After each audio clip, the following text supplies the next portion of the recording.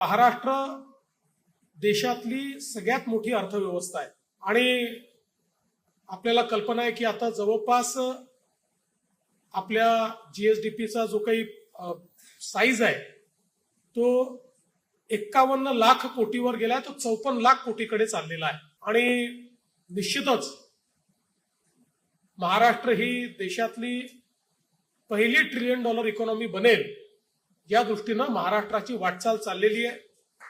आता आपण जवळपास 660 बिलियनवर पोचलो, अजून 340 बिलियनचा टप्पा पार पाडायचा आहे.